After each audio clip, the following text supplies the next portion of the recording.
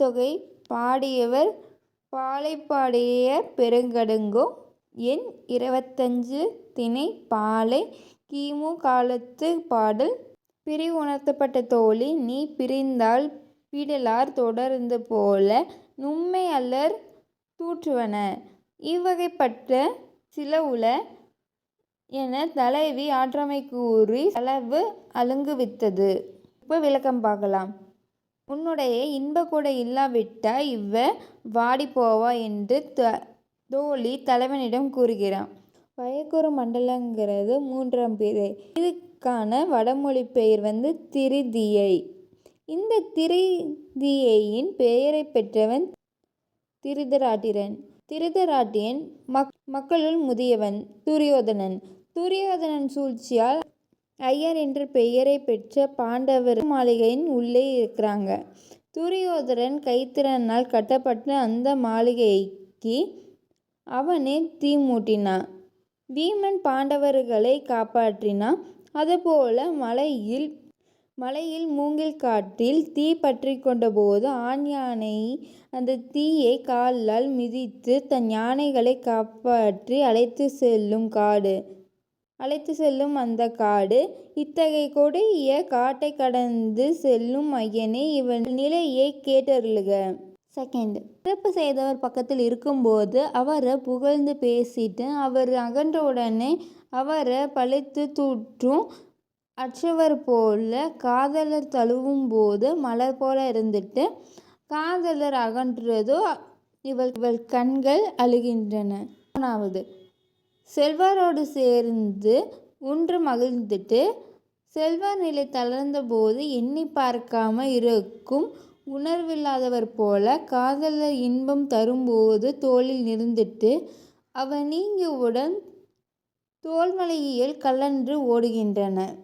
அடுத்தது, நண்பனின் உள்ளத்தில் மறைந்திருக்கும் உண்மைகளை சேர்ந்திருக்கும் நாளில் தெரிந்து வைத்து கொண்டு அவனிடம் இருந்து பிரிந்த காலத்தில் அவனை பிறருக்கு சொல்லும் பெருமையில்லாதவர் நட்பை போல நீ காதலின் பக்கோடை நல்கும் போது ஒளி திகழ இருந்துட்டு ஒரு நாள் காதலர் பிரிந்ததும் வெற்றி பசப்பு ஊர்ந்து கிட்கிறது என்றெல்லாம் நான் உனக்கு கூறுவதனால் என்ன பயன்? எல்லாமே உனக்கு நன்றாக தெரியும்.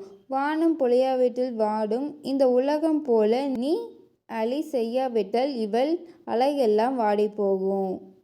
கலித்தொகை பாடல் எண் 51. குறிஞ்சிக்களி. கூற்று தலைவி கூற்று. பாடியவர் கபிலர். புக அக்காலை புக்கு எதிர்பட்டுளி பக அவ்விருந்தின் பகுதிக்கண் தலைவி தோழிக்கு கூறியது. தலைவி தோழியிடம் சொல்கிறாள். சுடரும் வளையல் அணிந்தவளை கேள். அன்று நம்ம ஒரு நாள் தெருவில் மணல் வீடு கட்டி விளையாடினோம். அப்போ அங்கு ஒருவன் வந்தான். தன் காலால் நம்முடைய மணல் வீட்டை கலைத்தான். நம் சூடியிருந்த மாலையை பறித்து கொண்டான். நம் பந்துகளையும் எடுத்து கொண்டு ஓடினான். இப்படியெல்லாம் நமக்கு துன்பம் உண்டாக்கிய அவன் குறும்பு செய்யும் பட்டிக்காலை போன்றவன் அவன். பின்னர் ஒரு நாள் வந்தான். என் தாயும் நானும் வீட்டில் இருந்தோம். தண்ணீர் தாகமாயிருக்கிறது என்றான். என் தாய் அடர்ந்த பொன் கிண்ணத்தில் தண்ணீர் மோந்து கொண்டு வந்தாங்க. சுடர் அணிகலன் பூண்டவளே, அவன் நீர் உண்ணும்படி செய்து விட்டுவான்னு சொன்னாங்க.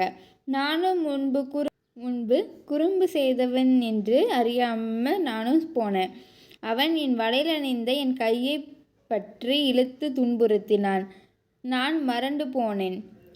இவன் ஒருவன் செய்ததை பார் என்று கூச்சலிட்டேன். என் தாயை அலறிக்கொண்டு ஓடி வந்தாங்க. உண்ணும் தண்ணீர் விக்கினான் என்றேன். அன்னை அவன் இடரை நீவினாங்க. அவனோ என்னை கடைக்கண்ணால பார்த்தான். கொள்பவன் போல பார்த்தான். அவனும் நானும் சிரித்து கொண்டோம். அவன் திருடன் மகன், காதல் திருடன்.